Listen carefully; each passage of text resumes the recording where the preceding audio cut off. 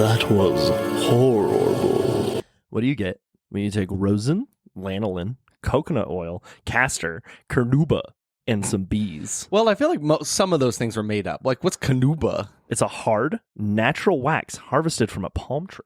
Interesting. And it's known from its glossy finish. Do you ever wonder about how people figure out these things can happen? How did a person look at a palm tree and be, yeah, I want what's inside of that. Yeah, I want that. Give me that. that. Okay, no. Think on it. You in your life, I don't know, I for emphasis, for emphasis, I'm like saying every word 3 times. Yes. Okay, no, think about back when you were a child, and you were laying there under the tree with your lover. Okay. We're going to transport you into a Jane Austen novel. All right, here we go. So you're sitting there next to your queen, and she's sitting... All Jane Austen novels have a queen. She's sitting there, looking pretty, and she's leaning against the tree, eating tea and crumpets. Oh, I love my queen. She's beautiful with her tea and crumpets. It's not Jane Austen. And No, not at all. And you notice that, what are those things they wear on their head? Crown? Bonnet. Crown? No. She's the queen. Well, yeah, but she's on day off. Oh, okay. So this is my day off bonnet. Oh, Bonnie, bring me my day off bonnet. Anyway, she's sitting there, she's leaning against the tree, and all of a sudden her bonnet starts getting stuck to the tree. Oh. And so it's like an Isaac Newton with the apple falling on his head kind of situation. Yeah. The famous Gathunk. We all know the Gathunk moment. The Gathunk that rocked the world. As an Isaac myself, I know very much about Newton and his... No joke, actually, when I was in school, back in like 4th grade maybe, they were like, pick a historical figure to do a book report on, and I chose him just because he had the same name as me. I was like, I don't know. Something about apple, something about Gathunk. So I'm going to write an Isaac Newton biology called The Big Gathunk biography called The Gathunk that rocked the now world. you've heard of the Big Bang Theory. Here's the Big Gathunk theory. So Isaac Newton staring at his girlfriend, the queen, who's leaning against the tree with her my favorite Jane Bonnie's Austen bonnet. Novel. Bonnie's bonnet. Bonnie's bonnet. Bonnie's day off bonnet. And he notices that it starts getting stuck. Yeah. And he's like, "Oh crap. Why is it stuck? I would almost say that it's glued. My lady, it's been glued to thine palm tree. It's betwixt me that it is glued to yonder tree. I'm bewitched by the... bewitched by the betwixt of the bewix. Bewitching. Oh, the bewix. Oh, the bewax. Bewix, bewax. And then he goes over there with a hammer and a chisel, and he starts going, cut. And then I love when you rips do it up. Foley work. It's always the best. Kathunk. That's not Foley work. That's just a word. Yeah, I guess that's fair. It's like saying "pow" in a comic book. What's that called? Yeah, it's called right. onomatopoeia. Yeah, onomatopoeia. Wouldn't want to be ya. He removes the bonnet from the tree, right? And then it stretches like the most glorious cheese pole that he's ever seen in history. Good mozzarella stick, just stretch. Like, imagine like a Mickey Mouse cartoon. Yeah. Stretch from that. Absolutely. And he looks down at this and he's like, "Oh, carnauba, this must be the wax." His good friend next to him, Carnauba. Yes, Carnauba. Oh, Carnauba, come over here. Look, it's the wax. It's coming off of this pine tree. It's coming off of this Copernicia prunifera tree, a Brazilian palm tree. Back when everyone used like the full Latin names for the tree. Scientific names were all they had. But that's why they changed it to Carnauba wax. Carnauba wax, because Carnauba was there that day, his fun-loving sidekick. My lawyers are informing me to let everyone know that this is not fact. It's in fact maybe fiction. So you mix all those ingredients together. You got rosin, you got carnauba, you got lanolin, you got coconut oil, you got castor wax, you got beeswax. What are you getting at? That's just natural wax, baby. That's natural wax. I mean, it feels rather unnatural with all the shit you have to put together to make it. So but those are all man-made natural wax. No. Those are man extracted ingredients. That's fair. They're natural ingredients. Nature made. This is one thing that Tim mentioned, the famous comedian. Yes, he's of course. a big Loved bit him. about how like you think something is man-made when in reality it all comes, like a lot of things come from nature, like pills. I think everything for example, comes from nature. Like, isn't it Advil that's made from like beeswax? I mean, from bark. It's like from the bark of a tree. Yeah. Why not? So it's like, stop complaining. Stop saying you're giving your kids unnatural things when it's just carnauba wax the whole time. If you ever need beeswax, or if you ever need Advil, just go over to a tree, go bark. bite on some bark. You'll be fine. Go eat tree bark. You could argue that everything is natural. Anyway, that's Tell some people that when they're like against vaccines and stuff. You're like, all right, fine. You're going to complain about it. Go eat a tree. Eat a tree. Why don't you go eat a tree? Go eat a tree. What's that character? I'm the go eat a tree. It's me, Carnauba. It's Carnauba. Isaac Newton's famous sidekick, Carnauba. Who is dating the queen. Who is dating the queen. It's her day off. She's got a day off bonnet. There's a lot of levels going on here. The craziest thing about it is that his favorite podcast is actually That Was Horrible with the co-hosts Isaac and Carnauba. I'm the new podcast host. But what's his nickname? They usually go by, like, they call him Derek. Their favorite podcast where these two intrepid co-hosts do their best at. Oh shit. Oh no! Wait, what do we do? It's been too long. We just talk about wax, right? We talk about wax. Yeah, we do the worst at best podcast man. Yes, we talk about the most horrifying wax. Derek, did you know that after Isaac Newton took his best friend and trusted partner Carnauba with their newfound wax, they took their wonderful discovery all the way out to the UK to Paris is where they brought it. Where is this going? Where do you think it's going? They brought it to Paris, and they stayed in a hotel while they were in Paris, the Hilton. The Hilton Hotel in Paris. There you go. Now you're with me. Now you're with me. They had to take their discovery to Paris. That was real clapping. Which reminds me of an actor, right? This is some person. Jennifer Lawrence. So close. So close. No, it reminds me of we're talking about wax, we're talking about Paris and Hilton, and there's one specific movie that has all of those three things. It was a German Marriott. Close. No. German Marriott, the anti-Paris Hilton. I like to imagine it's like just, it's not even close the way the two of them look. It's like some maniacal man with his twiddly mustache. It's me, German Marriott. German Marriott, here to steal your kiddos. Get over here, my sidekick Carnauba. Carnauba's with Carnauba's everywhere. With German Marriott as well. I got it, guys. I'm coming. I'm loving the idea of like this comic book series, like the tale of German Marriott and Carnauba. German Marriott and Carnauba save the world. Save the world. They cover the world in beeswax to protect it from the Halley's Comet. Oh my god.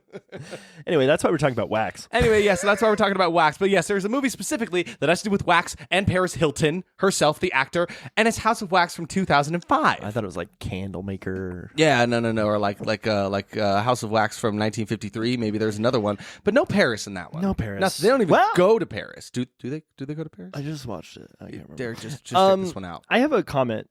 Yeah, what's up? Yeah, you astute listeners might notice that we're a week late. Hi guys, we're a week late, and it's thrown off our schedule. Hold on, we gotta rush in like we're late to the. hey guys, sorry, we were at the wrong studio. It took us a week to. So are you faking it? I'm faking it. I'm out. That was pretty good acting, though. Why'd you make me run? No, you're acting. No, it's actually pretty good. No, I had to run. Genuinely convincing. Have you ever thought about a career in faked running acting? I could do that. Really, I could.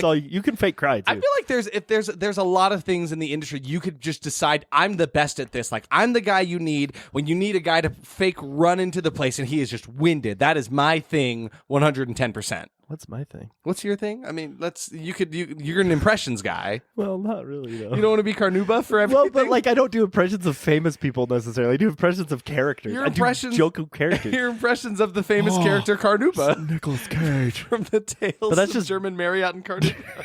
That's not real yet. That's been made. But it will be. But when that's made, I'll just be that guy. Then and then you're I can't. the guy. But then I can't be the expressions guy. Oh, that's true. What's something I do like really well? I'm really good at derailing. If anyone needs a professional derailer. Do you think that could be something you could be like in the podcast industry? Like, yeah, I'll come be on your podcast and I'll make it sure like we're just always off topic. It's the opposite of hiring someone to keep you on topic. Yes. It's like, no, we're way too on topic. We need our episodes to be an hour longer. But like, listen, I think about that sometimes. I'm like, I could not do the show on my lonesome. Like, it would not be half as entertaining. Because if I did the show alone, yeah, I would never talk about the movie. It'd be like an hour and 40 minutes. I'm like, shit. Okay, so I watched. What did I watch? Like, you know. What I mean? Mm-hmm. But then if you did it alone, it'd be like. So don't here's facts about the movie. They did this. House of Wax, more like House of Sax. Yeah, That's good. that's good. No, you're joke. funny, actually. You're a funny guy. I had thought, I was like, what if we, like, when we were trying to come up with a cold open right away, I was like, what if we did a bit where it's like, I wanted to have a house full of saxophones, and the bit at the end like was House of like Sax. the instrument. I thought you meant Yeah. like sax, like the bags. Oh, but that's good too. House of Sax and bags and famous potato sacks. House of clacks. So you walk in and everything's. Yeah, but then you go into a house and like everyone in there's just like lazed about. They're super chill, and it's a house of lax. You could do sax again, and it's like the Saxons. You could also do lax again. It's just a house full of famous laxatives. Yeah, there you go. It's like okay. House of backs. It's just like a bunch of like people's backs. I was literally on backs. I'm like, what is backs like? There's nothing there. Or it's like a bunch of people like trying to get their relationship back. They've taken it back. Or House Wait, of babe, I Tracks. take it back. It's a house full of like famous creatures like Bigfoot and their foot tracks. And the also footprints. railroads. That's true. House of Tracks, the railroad house. Pretty good. House Pretty good. of racks. racks, It's just all boobs. or just like racks from just No. like outlet stores and stuff. No, No, you want the it's- boob it's one. all You boobs. definitely want the boob one. House of Yaks, the big animal. Very good. Yeah. House of flax. So Okay. It's like flaxseed. Everybody Yeah, just needs some Everyone fiber. loves flax. that one of and course. that one and House of Flax go very well together. because- House of Dax, and it's just Dax Shepard all over the place. Just pictures of him, and I don't even know what he looks like. I can't even remember off the top of my head what He that guy kind of looks looks like Owen Wilson's dead cousin. What? You okay, listeners at home? Derek said that, and immediately, like a sleeper agent, went, "I have to look this up now." Like, looks like his dead cousin. Okay, I'm sorry, but look at Dax Shepard. I mean, I really kind feel of like looks he like could be Owen Owen Wilson. Wilson's cousin. Like, Dead cousin specifically. Dead cousin. There's something specifically. dead about Dax Shepard. He When does you have look at something him, dead behind the eyes, I even don't when he believe he's smiles. It doesn't meet the eyes. You know what I'm talking? I'm sorry, Dax Shepard. I don't Kristen know. Bell enough calls about out husband Dax Shepard for flirting on Instagram. you. Flirting on Instagram, Dax. Well, now you're dead to me because you hurt Kristen Bell's feelings, and she loves sloths, and that's cute. That's true. That's a dead ass. That's a This is fact. the one thing to know about Kristen One Bell. thing I know about She Kristen loves Bell is wine she absolutely loves sloths. and sloths. We've gotten so far. No, we're still House talking of about Facts. It's a house full of fax machines And facts. and facts. The nice thing about the X, the Yeah. letter X, is it also works as a T. As a CT. as a CT or a CKS, that one works too. House of Hacks, where it's just a bunch of coders and Ooh, hackers. yeah. And But it's all also of like them, I'm in. So like half of it is it's like, just wait, all of them enhance, trying to say it. enhance. I've hacked into the Pentagon, and then in like And the then next. but there has to be somebody that works there also that's like, in English, please. Like, because that's always what happens in those action movies. Oh, I blah, blah into the mainframe, blah, blah. I was like, tell me in English. What are you saying? It's Vincent Price. What do you mean? I can't do his voice. Vincent Price. Vincent Price is in all of these different acts, different houses. In every I don't one know of them. why, but every time I do Vincent Price's voice, I have to say his name. Yes. No, you're right. I have to say Vincent Vincent Price. Price. Because Price. it's one of those things where, like, getting into an accent of something, there's something you say to help get you in that mode. Yeah. It's just like when you like do your your pocket priest. You're gonna be like, oh, hello, it's Yeah, me, the like- pocket priest, or yeah, Jennifer you always Coolidge. start with hello, it's me. hello, it's me. What's Jennifer Coolidge? What's her Oh. starter? You got to do like a big sigh. You look like the 4th of July. That's true. No, that was bad. That wasn't good. Yeah, so I'm in a show right now Yeah. where one of the main characters is Jennifer Coolidge. You're kidding. She is actually, I'm not even joking. Oh, the my entire goodness. show, she's Jennifer Coolidge. Her name is Jennifer, and she actually says the 4th of July bit. Oh, that's so good. But she sings a song with my character. We have a duet together. you duet with Jennifer Coolidge. And it is one of the funniest things I've ever experienced. I can't keep it serious. It's a farce. It's a comedy, but I can't be comedic when Jennifer Coolidge is singing at Jennifer me. Coolidge is singing at you. It's a very important thing to be happening. And it's also, I don't want to tell you too much, but it's a parody on Bend and Snap from Legally Blonde. Oh, that's fun. So she, if you want to get the girl. That's pretty good. It's funny. That's pretty good. I've heard it a lot lately. How do you feel about House of Jacks? It's just a bunch of different famous Jacks. Jack Sparrow, also- Jack Skellington, And then half of it is like the Jacks, like the game. Yeah, I was thinking that one too. Also, going back to hacks, I was trying, yeah, I was yeah. trying to say that the other half is like a bunch of people who are like burnt out. oh, they're just. My dad's a hack. That's where he goes. Dad, listen, you better clean up your act. I'm gonna send you to the House of Hacks. That's pretty good. We've been gone. We missed a week. Is Oh, the yeah. point. That's where all of this started. Yeah, now we're a couple of hacks. about 5 weeks ago, my boss called me and he was like, "Hey, Derek, I need you to go to Malaysia for 2 weeks." Derek, it's me, the big boss man. I need you to get out to Malaysia. He's actually a wonderful Frenchman. Okay. He says, "Well, like, Okay, so Derek, it's like, I Derek, I need need you you to to get out to. It's the same. It's the same. the same voice. Because I don't want to, I don't want to throw Okay, throw so judgments sorry. and So such. sorry. Well, he's an incredible guy. I Yeah, love him. And he's like, "Hey, I And need you to go to incredibly French. frickin' Malaysia for 2 weeks." Great, This Derek. is not a joke. this I know is- everything else we say. We throw a lot of bullshit out here, but this for real life. This is Derek, real life happens. Yeah, like to tell the story short before we get into the long form version of this. Derek, we missed a week episode because Derek was out in Malaysia. Yeah. Well, Derek, literally, how far away is Malaysia? Like Oh, dude. on your plane ride, how long did it take you to get there? you take a 13. Okay, first you take a 3-hour flight, then you take a 6-hour flight, and then you take a 14-hour flight, and then you're in Malaysia. God damn, that's terrible. Yeah. How did you pass the time? I didn't. Yeah, I well, was- we missed a week of that was horrible. You were facing horrors of your own, being squished between two people on a plane for 14 Dude, hours. That was the worst experience of my life. If you're ever flying to Asia from America, make sure you get upgrade your seat to business or something, because that's a long time to be squished Yeah, between two I don't feel like people. I've ever really minded that much being in just the regular just standard class No, it's never seats bothered on a me plane. Yeah, in my exactly. entire life. But that's because I'm flying within the U.S. Yeah. where max I think I've flown is maybe 3 hours. I think like that. I can live like that. 6 hours was previously the longest flight I'd ever taken. That's pretty long too. And or 4 Sure. hours is Yeah, the longest yeah. I've ever flown. And that wasn't bad. Yeah. Because you can just you can take a little nap, you can watch some movies. Yeah, exactly. you The know. time I can pass 4 hours pretty quick. But then once you're literally flying over the Pacific Ocean and it's the Pacific. it's right? the Pacific Ocean. Shit. Which ocean did Ah, you fly God, over? do not ask me. God. I was awful at these What subjects in school. oceans? Don't look at me like I'm going to know this one. I just typed what oceans. What oceans?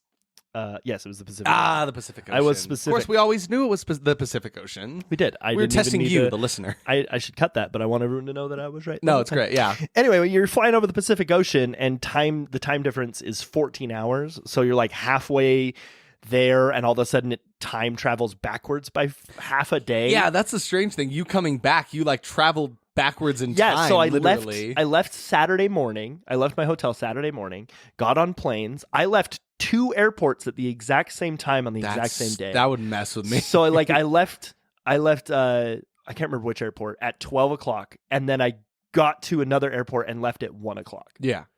So literally That would just stress me out not knowing when my plane was supposed to be leaving. I'm like, Yeah. am I going to get there in time because of the time difference? oh man, dude. God. Well, and that's the scariest part. Is I was in the air, and then I landed, and it was 13. Time hadn't changed. Yeah. Time was not different. Didn't change. because the plane ride is the same amount as the time difference. It's like it never happened. It literally never. It was crazy. It was one of the craziest thing I've ever This is the experienced. best way to find time in your day to do things like watch movies and stuff. It's I have no time in a day to watch a movie. Oh, that's fine. I'll fly around the globe. Yeah. And I'll time travel backwards. Yeah, it's so cool. So I have time to watch all these movies I want to watch. And little old me, I watched Final Destination. I was trying to watch all of the Final Destination movies. Because the There's new one's out, and people are saying it's really good. There are several people who have said, "Hey guys, I'm sorry, this might be the best one in the whole franchise." I've seen that a which lot. shocks me because you do not typically see that on a remount of No, a series, no. because it's not necessarily a remake; it's more of a reboot. It's adding on to the series of it all. But that's almost how I felt about Saw 10. Yeah, that's fair. Saw X was right up there with that. I felt Yeah. like that was better, almost as good as Saw 1. It didn't quite surpass it, but No. it was But definitely. it's hard. the It's hard second to best. surpass the first one.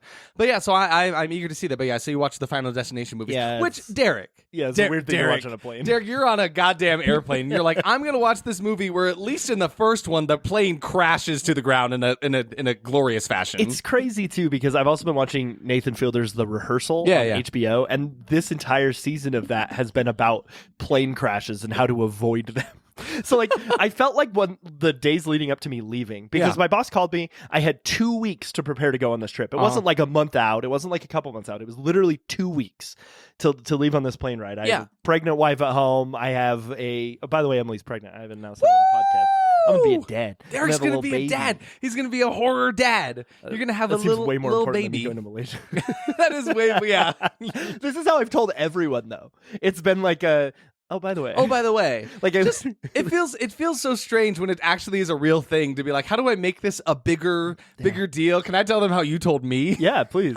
We were literally out to dinner one night, and we leave this restaurant, and Emily, his lovely now pregnant wife, was like kind of bent over the hood of their car as we were all talking outside of this restaurant, and I was like, oh, maybe the food made her sick or something, and then she kind of turned to him and says, should we just tell them? I was like, oh, She just like waved at me. She's yeah, like, just say it. Just say it. And as soon as she said that, I was like, oh, no way. And then Derek's like, okay, so Emily's pregnant. It was like, we're finding out in front of this like Korean barbecue place in a parking lot. But also, like, it's not like I wanted anything different. Like, I couldn't imagine any like spectacular, like, let's invite you all over for dinner, and then like, I'm just not open that your kind of a invitation person. card. Oh, what's that? It's a baby. I'm really not that kind of a person. No, I think it's a fine way to announce it. It was cute though, I think that. and I will always remember that. Oh yeah, everything becomes great in their own way, you know. Yeah. So yeah, I will look fondly on that memory. And now we've made a precedent. Now if there's like big news we have to share, it has to be within like a parking lot. Every time you like take me to Korean barbecue, I know something's about to happen. And the whole Now dinner, I'm that's going to be like, the "What the fuck, man? What happened?" No, I know. You say nothing's happening. We're at Korean barbecue. I'm gonna get in that parking lot. You're gonna tell me something crazy. Anyway, But Derek's gonna have a baby. It's gonna. I'm be gonna have a wonderful. baby. Anyway, went to freaking Malaysia for 2 Yes, weeks, yes. and then we recorded one episode ahead of time, which was the Yeah. the hop and block on the chop and bop. Oh my god. Hip hop bop on the chop and I don't remember. What is it? Chopping on the block with my hop and bop and pop bop mop cop. That's what it was. And then I realized that I was getting back on the day we were slated to record, so I was like, dude, let's just push it out. No, yeah, that was the thing. I was like, Derek, even if you say we can push it, I'm not gonna let us push it. Because I've been back for a week now, and I'm still not fully accustomed to the time change. Because it's one thing to go for like a week or a few days, but I was immersed in that culture and that time change, 14-hour time difference, for 2 weeks, and I was working every single day. Yeah, so it wasn't a vacation. No, not at all. If it was a work vacation, trip. Emily would have come with me. It was very much a work trip. Yeah, exactly. So, but anyway. yeah, so that's why we've been gone for a week, but we are back here, back and better than ever. Sorry it threw our schedule off a little bit, but I think that's it's good. I don't good. think It's you good would have for you. wanted. I don't think any of you would have wanted Derek a maybe week they ago would've. to be like, "Hello, we're here to talk about House of." But instead, this week we're here with this much energy to talk about House of Wax from 2005, which is a remake of an earlier movie from 1953. Right, Derek? Let's talk about it. Let's jump talk into the about movie. House because of Wax. I don't know if you knew this, Isaac, but that's actually why we're here. That's why we're all here. I know you guys stepped into the room, you turned on your podcast viewer to be like, hey, let's talk to my good friends Derek and Isaac, but we also talk about movies. I imagine that's like an overhead projector with like headphones on it. Yeah, and you just like wheel it out, and it projects just the picture of the podcast, not like the video. Or I anything. imagine like it's like a visor you put over your head and you're just watching the sound waves like I'm watching a podcast. Dude, when I was on my 14-hour flight, right, there was a guy who had just bought one of those new MetaQuests. Oh, and he bought it in the airport, and then he wore it the entire time we were in the line. What a strange entire place flight to decide the that. entire flight. Sitting there waiting for your plane, like, oh, I'm a little tired. Maybe I need a coffee. Ooh, a MetaQuest. Maybe I'll get one of those. And then just spends the whole entire flight. I mean, yeah, it's not a terrible idea because I guess you don't have to just play like games and stuff on that. You can watch movies inside of that. Well, and it has a camera on the outside, so you can literally wear it as goggles. It's not a terrible idea. No, I don't know. But anyway, House of Wax. So, House of Wax. Now, do you remember why we decided to watch House of Wax? We've talked about it a couple times now. It's come up like at least 3 or 4 times throughout the podcast's history where we're like, oh, maybe we'll watch that because it is like a well-known, like, this is a bad horror movie and everybody talks about it like it is, right? Yeah, we've talked about doing this one so many times. Yeah, like, and we just finally committed to the bit. Well, and we decided to do it because the director of it, Mr. Jean Collet-Serra. I'm just assuming. Such an awful human. He did that movie Carry On. And I was like, oh, I love this movie. Right. He also did Women in Black. Women in Black, there it is. Wait, not Women in Black. Women in the Yard. There it is. She wears a freaking black cloak like the freaking lady from Women in Black. It's very, like, they did us dirty, naming it something different. But I guess the Woman in Black already exists, so. Yes. So, fun. We were like, oh, he made Orphan, and he made Carry On, and he made that one with the fish. That one with the fish? Yeah, you know what I'm talking about. The what? Finding Nemo. Yeah. Sorry, I closed it out because I thought I was done talking about him. But You're like, yeah, I don't need this man anymore. Get him away from me. I do still need it, though. It was like The Shallows? The Shallows. That sounds about right. I'll get there. One The day. Shallows. The Shallows. It was The Shallows from The I should have Shallows. just trusted myself. Yeah, he did Orphan and The Shallows, Woman in the Yard, Carry On, Hooked Up. Of course, my favorite. We probably did this like 2 episodes ago. Yeah. But anyway, we thought it'd be fun to jump in and watch House of Wax, and I'm kind of glad we did. I am too. So House of Wax is a remake of a remake. Did you know this? A remake of a remake. Yes, there is actually a movie called Mystery of the Wax Museum from 1933. Whoa. Okay, so it goes even further It goes back. even deeper. And this one is actually a closer storyline to the Vincent Price 1959 Yeah. House of Wax. Because Derek has watched, so we watched together, we watched House of Wax. Derek himself went and watched the 1953 version, and he can definitely say they are nothing alike, these two movies. So I'll give you a real brief synopsis of the 1953 House of Wax, which is, from what I can tell, I did not watch the 1933 one because I didn't have time. From what I can tell, though, they're pretty close. Like, character names are almost the same. The storyline is very, very So similar. that one is more of a true remake, Yeah. where I would argue House of Wax 2005 is not much of a remake. I would say it's the a only whole similar different thing is the wax and the house. Yeah, this tracks.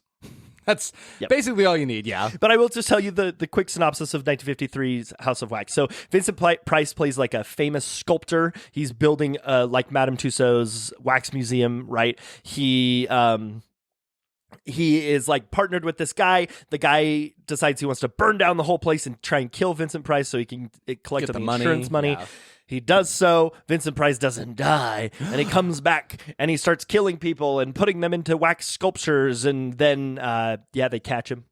And then, they get him. I actually loved it. I thought it was a phenomenal movie, and I think everyone should go watch the 1953 House of Wax. Well, that's something that I know about it because everyone like shits on House of Wax 2005 so much because they're like, "Oh God, it's awful. Just go watch the Vincent Price one from 1953. It's way, way, way better." Right? And it was really good. I really enjoyed it. Fun thing about it, though, it was with the first movie, the first feature-length film.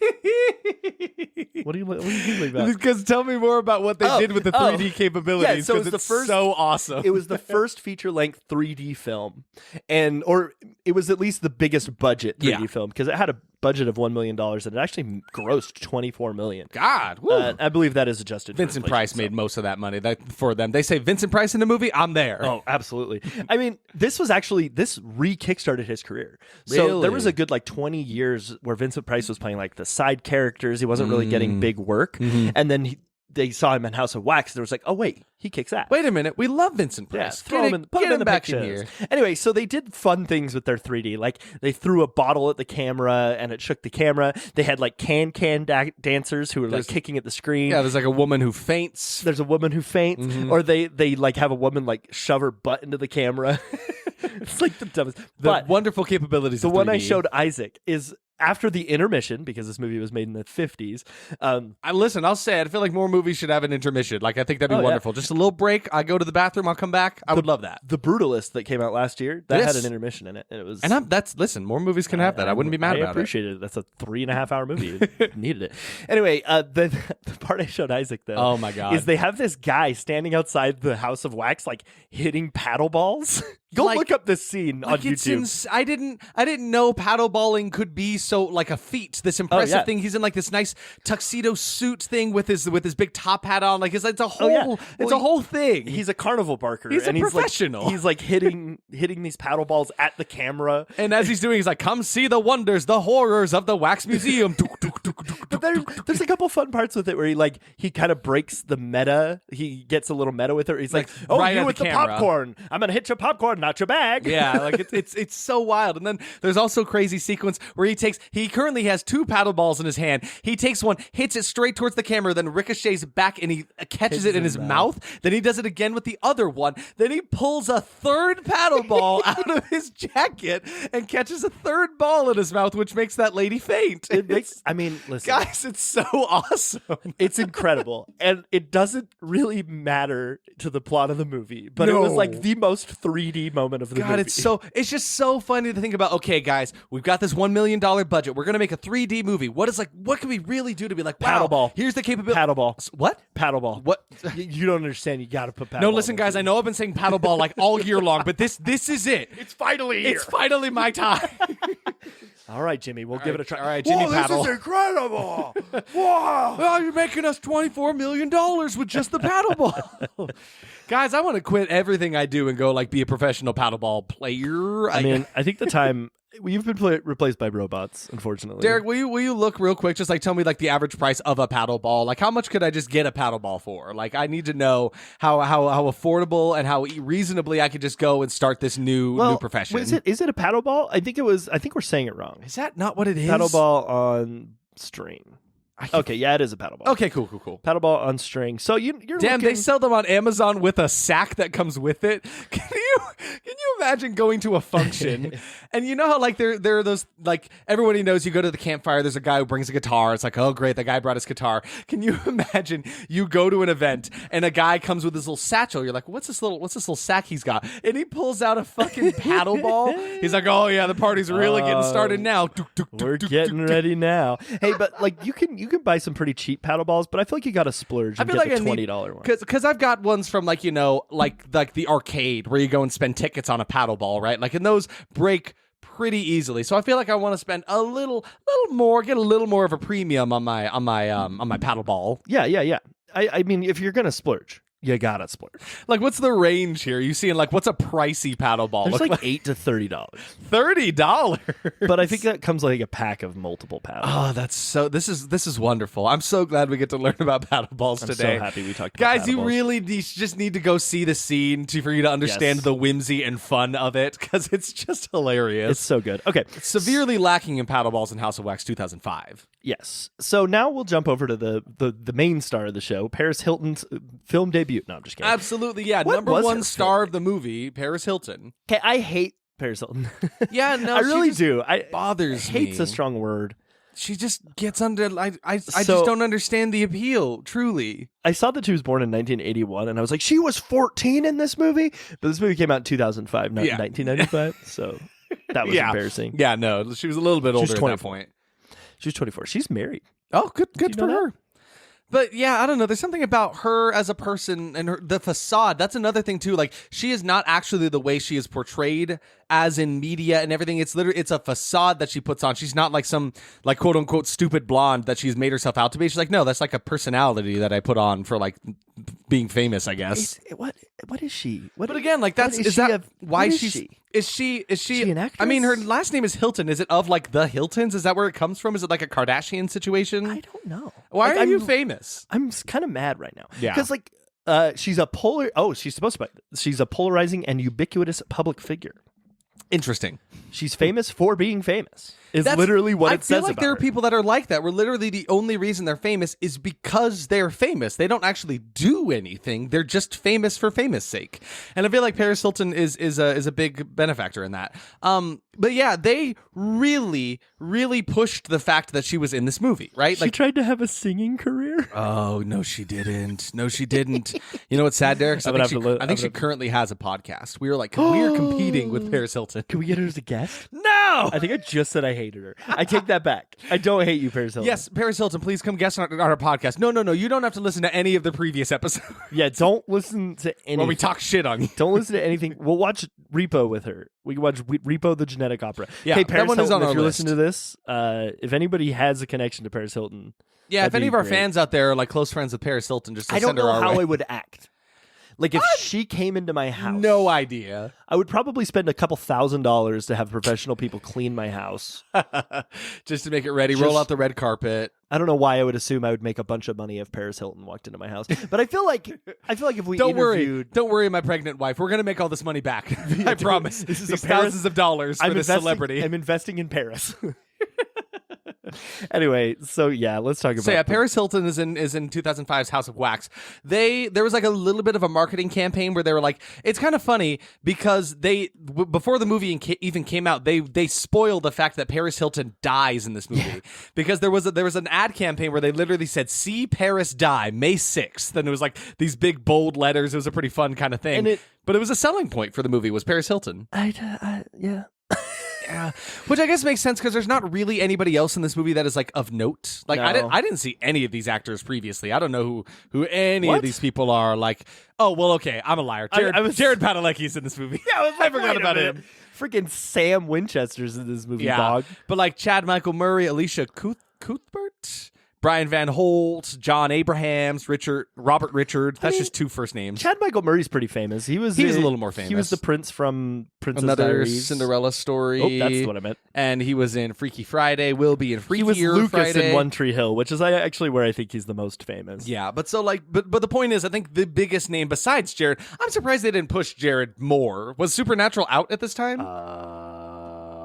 I ask you, being a person I've never watched Supernatural, so I don't know. It came out the same year. Oh, okay, so he wasn't big yet. No, but people know from Gilmore Girls. Maybe this is what really, really sold it to him. Because he was pretty big in Gilmore Girls. Yeah, no, of course. And Gilmore Girls actually ended the year, or at least, no, it didn't end. He was off of Gilmore Girls the year that this started. He just hopped onto another one thing right to the next. He's like, all right, done with Gilmore Girls, getting on to House of Wax. Not done gonna with that, lie, getting man. on to Supernatural. If I was on Gilmore Girls, okay, listen, I've watched a lot of Gilmore Girls. Rory! Yes, That's all I know about his one character. thing. You know one thing. That's for all you Gilmore Girls fans out there. Rory! Anyway, If you were on Gilmore Girls. if I was in Gilmore Girls and I got an offer to be on Supernatural, Yeah. like a show, like back in the day, Monster of the Week shows were like not as common. Right. So like if I was offered the Mhm. option to be on that, I would take I'd it dip. 100%. I'd be Like, later, Rory, I'm out of here. goodbye, Stars Hollow. I'm on my way to Supernatural. On my way to Monsterville. I can't Thank you remember very much. And I'm taking a detour to the House of Wax before I get there. Yep. Anyway, so the House of Wax From 2005. 2005. What a year. What a year. It was kind of a year of like other horror remakes. Like I It can't was. remember everything that came out that year, but I know like I think Cursed came out that year as well. I mean, that's not a remake, but it's another like there were a lot of horror movies that came out in We watched that 2005. We did watch Cursed, the werewolf movie. So it's kind of interesting to talk about because you look at the scores of this movie, and Rotten Tomatoes is sitting at 28, audience scores at a 44. IMDb is at a 5.5, and Letterboxd it is at 2. Wow. I stroke. Letterboxd Wow, I stroke. Letterboxd is at a 2.9.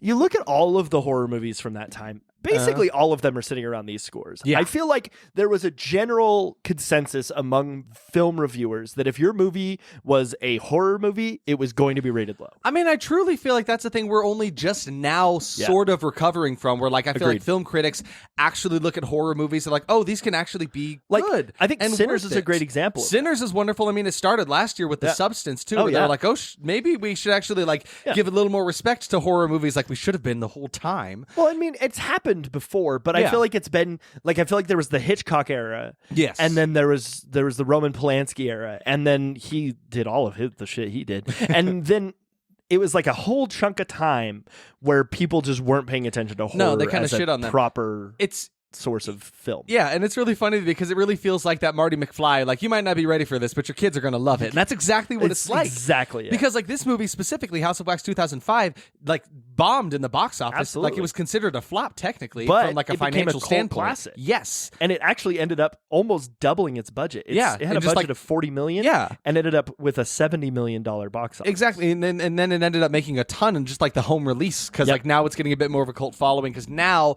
people are kind of accepting it more than they were back then. Because I think you're absolutely right. There was a point where people were just like not really giving a shit about horror movies. You see that it's horror, and immediately it's like, okay, you're like 40 max is going to be where we're going to rate you. Yeah, it's wild. It's wild to see, sad. but it's also kind of cool to see people like realizing that now. It kind of feels like a little pretentious. Yes. Like I feel like all of the Roger Eberts of that day were like, I don't want to watch horror. Oh, you watch horror? I mean, that's for the children. it's really deemed as like a lesser kind of thing, and I think that kind of came with the movement of like kids getting into like punk music and stuff like that, the teens rebelling and all that kind of stuff. They like horror movies and such, and it kind of becomes a thing with certain generations where they like look down on things like horror as a genre. I mean, you look at the movies that were coming out that year. You have Clint Eastwood winning Best Film and Best Directing for $1 Million Baby that came out that year. Wow, okay. That was what won the God, that's a awards that year. pricey baby. You could make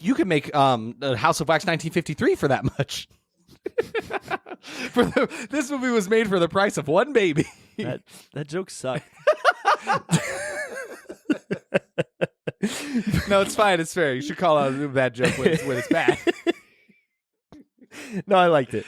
You also had like Jamie Foxx being nominated for Ray, where he played. Great movie. He played Ray Charles. Yeah, that's a fantastic movie. You have Finding Neverland, still one of my favorite movies of all time. Yeah. The Aviator, Sideways. Like there were a lot of really, really good movies coming out at this time, and I feel like because of that, I mean, listen to some of the movies that came out this year. Yeah. I mean, the ones I said, but also like Spider-Man 2 came out this year. The Incredibles. Shit. Like, okay, I've said them all now. But like, the Lemony Snicket's A Series of Unfortunate Events came out that year. That's a good movie. I mean, I like that one. I loved it as a kid, but I feel like if I went back and watched it now, it's one of those scary ones where I'm like, I don't want to know if it's good or bad. Actually, Yeah, I'm never gonna it watch lives it well in my childhood brain. the Game Boy game version of that movie kicked so much ass.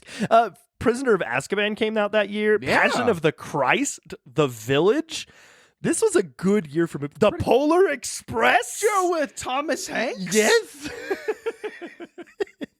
The Phantom of the Opera. Great year for movies. Oh Honestly. my god. Goddamn. Wait, actually, yes.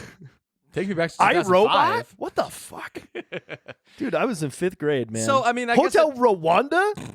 I guess that just goes to show like what this movie had to fight Eternal against. Sunshine of the Spotless Mind. Shrek 2. Oh, scratch everything. Shrek 2 is the superior movie of 2005. It came out in 2004. Damn it.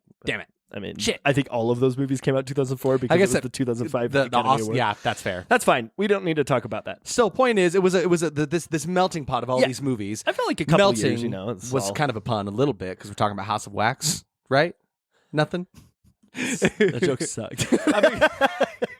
We've been gone for an extra week, and I forgot on a podcast to be funny. No, but the point is, getting off my soapbox. Sorry, High Horse. It's okay. You were gone. You forgot about me.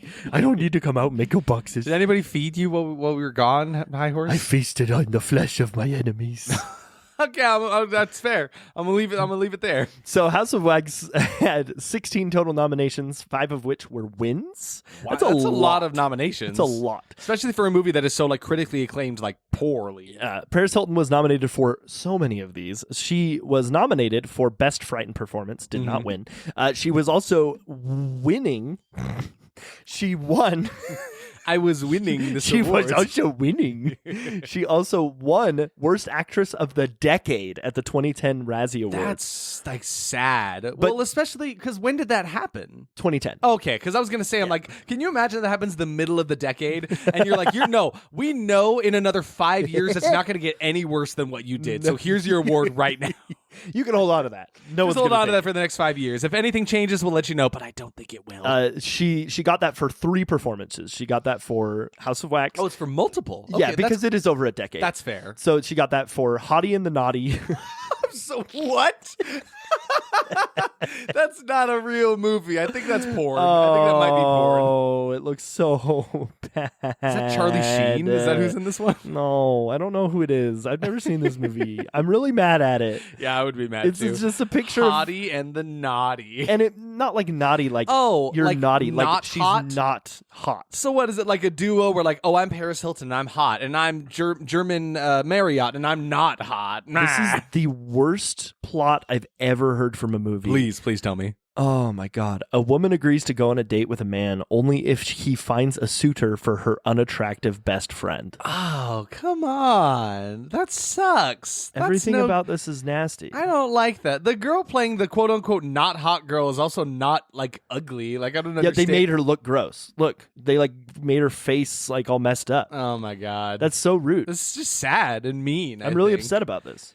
Yeah, can we Everybody's give her beautiful. a Razzie Award for like meanest actor? And you know that this movie probably ended with the quote unquote not hot girl being like really sweet and nice, and they probably give her a big makeover to change the way she looked, because you have to change what you are to be fit into society, because our society sucks. It's one of my least favorite parts about like the ending of Grease is the fact that like he kind of like comes Never to seen accept Grease. the fact that the way she is, and then she's like, "No, JK, by the end of the movie, I changed to be a cool greaser anyway. Let's fly into the sky." Like, what? Why? Just accept her for the way she is. I wish I had a flying car. Oh man, me too. 2006 nominee for Worst Picture.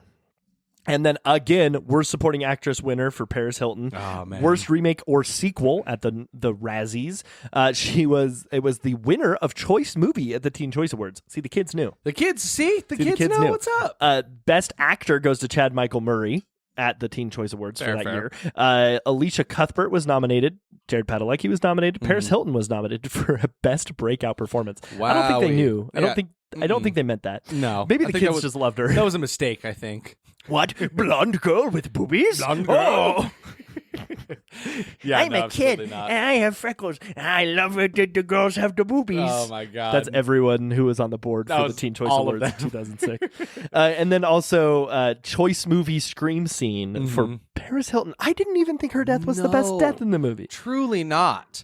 I will say something about the flack that it does get. I think everyone hates it as a remake, and that, in a sense, does kind of get deserved because it's hardly a remake. It's just not. It's a reimagining. It's just like Derek joked earlier. It's like the things that they have in similar is there's wax and there's a house. Yeah, That's pretty much. It was like people turning into wax. Yeah, I guess that there is that as well. But yeah, That's it, it's though. hardly really a remake. And there's Moira. And there's Moira. There's Moira. Yeah, but I remember I read a trivia thing that was talking about how the director actually boldly just stated the fact that they're like, it's not necessarily a remake of House of Wax from 1953. It more closely resembles Tourist Trap from 1979.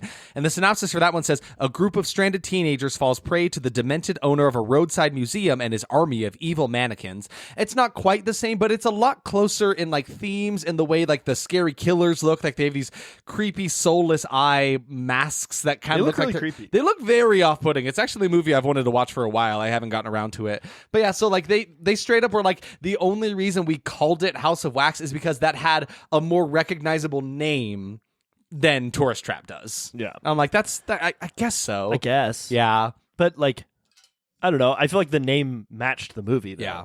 Like, it wasn't like it didn't fit. And they put House of Wax, like, I don't know. It fit. Any hoozle. This was also written by Charles Belden, Trad Hayes, and Carrie Hayes. They're so cute together. Oh, there's just it's the haze. Oh, we love the haze. House of Hayes. No, so Charles Belden was the original writer of the original Mystery of the Wax Museum, so he's just getting credited for very that. Nice, very nice. It looks like it was adapted. It was adapted by the Hayes. I can't remember if they're brother and sister or husband and wife. It's always so hard. I actually talked about them on this podcast before. I don't remember why. I'm trying to find why. I feel like I specifically remember you guessing they were husband and wife, and then backtracking. You were like, no, they're husband and wife. I got it right. And then it was brother and sister. Probably. It doesn't matter. The point is that they wrote the Conjuring movies. Right. Why did I talk about that? But like, see, the thing is, going into this movie, I wasn't like I don't know. I wasn't expecting a horrible time. We can talk about when we get into our expectations. But No, like, me neither. it didn't look as awful as everyone made it out to be. It just looked like 2005 horror. Yeah, right. Just and kind of what you would expect of the time. Yeah, but like it looked like slightly better. Yes, better than a lot of the things we watch for this podcast. Yeah. That's pretty much it. I mean, we talked about the old one. We talked about the fact that this movie has so much good music. Let's talk about that real quick. So, yeah, 2005. Oh, yeah. We've talked about this a lot, how these early 2000s movies were like really trying. I don't know if it was because they didn't want to have like a full film score. They were trying. I mean, maybe there is something to do with that, where they were trying to do away with like the film score. Yeah, having to like orchestrate their own film score. So they were too. like, let's appeal to the youths and use the popular music of the day. But I guess have a that's true. list of all of the bands that were in this movie. There were some pretty good ones in here, right? A pretty big one too. Yeah, a few really big ones. I know of one. So you've got Dark New Day, you have Joy Division. Division? Harmar Superstar, the Von Blondies, the Stooges, Marilyn Manson, Blood Simple, Disturbed, Stutterfly, Deftones, and My Chemical Romance. Yeah, My Chemical Romance was the crazy one for me. When My Chemical Romance started playing, I actually shit myself. Yeah, Derek, long time fan of MCR. Black Parade is one of the best albums of all time. Fight me. Yeah. He goes all emo when he hears like those first opening piano chords. A young boy. Those That's piano not even the notes, best song on the album. They send him like a sleeper agent. Yeah, but have you heard Sleep? Because that's a much better song. Okay? Teenagers is great too, but it doesn't They scare matter. the living shit out of me. That's funny. Hey, so when you're listening to this back, Yeah. so skip to where you made that joke. Yeah. That's a good joke. This is the good joke. This is what I need. I'll come back to this moment. Do we want to talk about the Rotten Tomatoes reviews for this movie? Yeah. Yeah. This one has a critics consensus, actually. No audience consensus, but the critics had this to say. Bearing little resemblance to the 1953 original, House of Wax is a formulaic but better than average teen slasher flick. The AI for the critics consensus sounds so weird. The what? The AI voice that you just did. The AI, I say. They...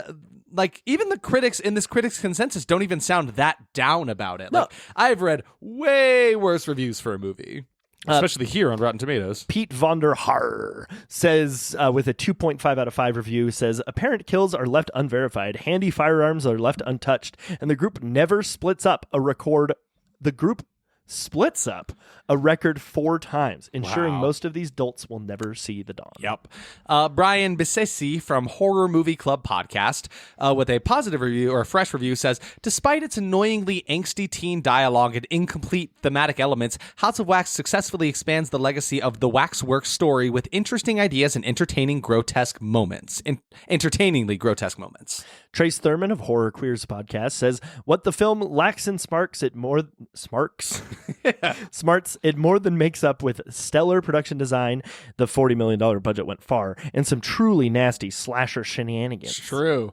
And then James Crute with a rotten review says, holding the movie up to a flame shows it can't hold a candle to its predecessor. Oh, you're doing voices for all these guys. I don't know. It happened in the moment. I don't know why I gave him a voice, but that's James Crute for you.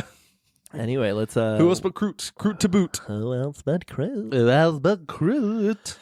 Expect? Yeah, let's expect. What are we expecting? So I kind of got into it earlier, but yeah, I honestly was not understanding where all of this hate was coming from for this movie, because we watched the trailer and it looked like it was gonna be okay. Like, it looked off-putting and spooky. The wax figures looked nasty. It looked like there were gonna be some pretty good effects in it. Like, everything about it was kind of working for me, besides the fact that Paris Hilton was in it for no reason. Yeah, I was kind of like in a general expectation that it was going to be 2000s. I was going to have a rager of a time. I was going to laugh a lot. I was going to scream a lot. Yeah. It's kind of how these movies go. Absolutely. And I think that's one thing, is like, we know what the era calls for, right? So we were like, yeah, I'm prepared to meet a movie that is like that, like these like early 2000s horror movies that we know and love. So like, going into that and not expecting anything more than that, I think kind of helped us in a way. Absolutely. My first formal expectation just said too much Paris. Oh, yeah. Too much of her. Where's the American Werewolf, and why is he in Paris? Why is he in Paris? That's my favorite movie. No. London. The American Werewolf in Paris. So close. We haven't done that in like 70 episodes. Oh, God, I know, because it makes me sad. That was like my favorite bit for like 20 episodes. I still have that version of An American Werewolf in Paris that you gave me. Well, I hope so. It was a gift. But like, it's in Spanish, which is the funniest thing for me. It's and like it just, El Lobo. Yeah, it just sits there and stares at me, sometimes calling to me like the Green Goblin mask. That's like the funniest present I've ever given you. It's hilarious. It's the greatest thing. Did you mean for it to be in Spanish? Yeah. Well, I didn't like search out a Spanish copy. I but was you're just like, looking oh, for copies. here it and is. then I was like, oh shit, this is fantastic. Does make it funnier. But yeah, so I was just like, they pushed so heavily in all the marketing that Paris Hilton was going to be the star of the movie. So I'm like, I'm going to be so sick of seeing her. Can't wait for her to die, which I know she will, because they spoiled that. Yeah. I'm going to switch around my expectations, because I also had an expectation that was Paris Hilton will be the worst part of the film. Yeah, that tracks. I said pretty impressive effects and sets. That was something I actually noticed in the trailer, because I already knew some effects in the movie looked pretty good, and a lot of them are actually done practically, which is really, really cool. Yeah. But I didn't expect to see so many cool sets that they built around. Like, there's this basement with this weird contraption in the middle of it to turn people into wax, and there's like the House of Wax looks all spooky. Like, they put a lot of effort into making really cool, effective sets all around them that were equally haunting as they were like really just interesting to look at. For sure. 2000 sexploitation to the max. Oh, to the because max. It's just like every movie. We've talked about it so many times. Oh, yeah. Every movie from the 2000s had metal music and freaking naked people. Yeah. But they were never fully naked most of the time. Most of the time just like in a bra and panties. Had to allude to it, you know. Yeah. Just get people, get those teen boys with their acne and their tantalizing tits. I said it was going to have some real decent scare factor. That was one thing that, like, we go into a lot of these, and I feel like often what makes horror movies, at least critically, good in their eyes is if it actually scares you, right? Yeah. And I feel like this was actually one where, like, going into this, and like, this one might actually be pretty creepy and off-putting. Again, just because wax figures. Who doesn't look at a wax figure and think, it's uncanny, you know? Uncanny. It's kind of scary. Yeah. But yeah, so I thought this one would have some scare factor because of that. For sure.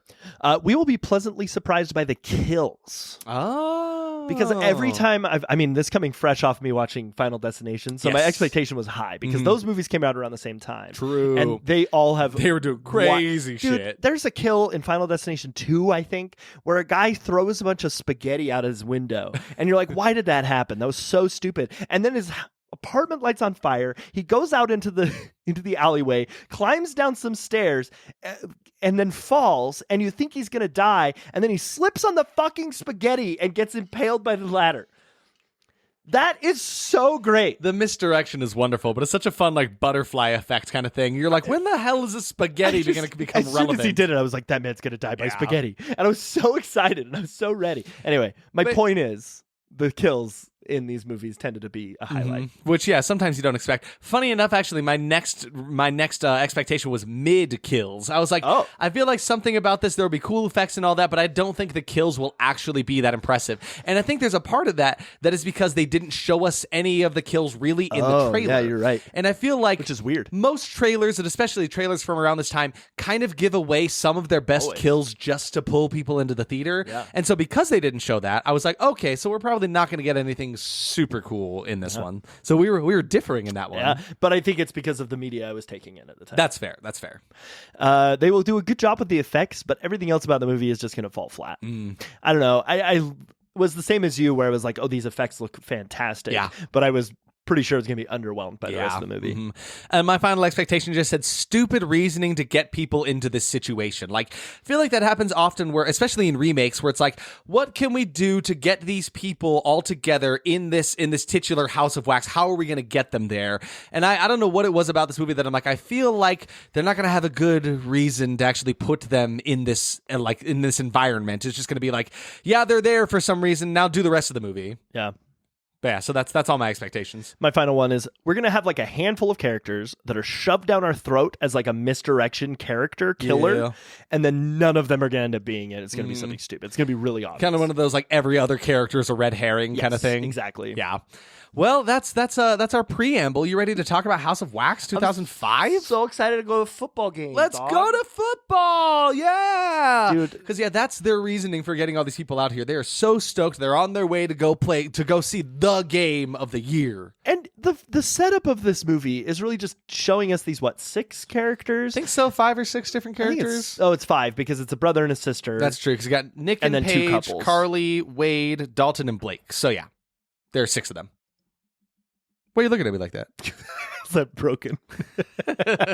I couldn't remember. Wait, are you sure? Yeah. 1, 2, 3, 4, 5, 6. Yeah. Yeah, okay, there's the 6 of them. Because you're right. Oh, yeah. The brother and sister, and then the 2 couples. Yeah. Mm-hmm. So, wow. So you meet all of them, and Derek, do you care about any of these people?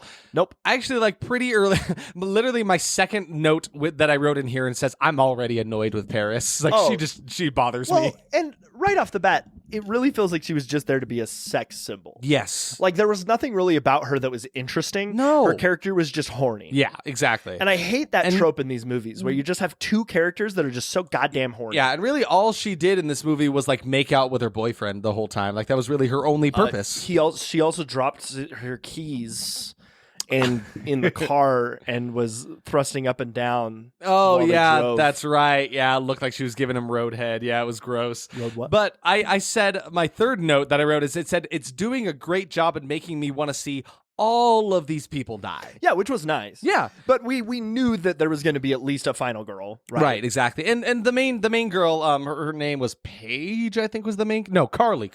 Paris Hilton's character is Paige. Yeah. Carly, played by Alicia Cuthbert. She was actually like not lovable fine. enough. Yeah, she's like kind of, hometown girl, nothing too crazy about her, but she's got this brother who was played by Chad Michael Murray as Nick, who's just like this kind of just asshole dude the whole time. I hate him. Yeah, he was just kind of a dick throughout the whole thing.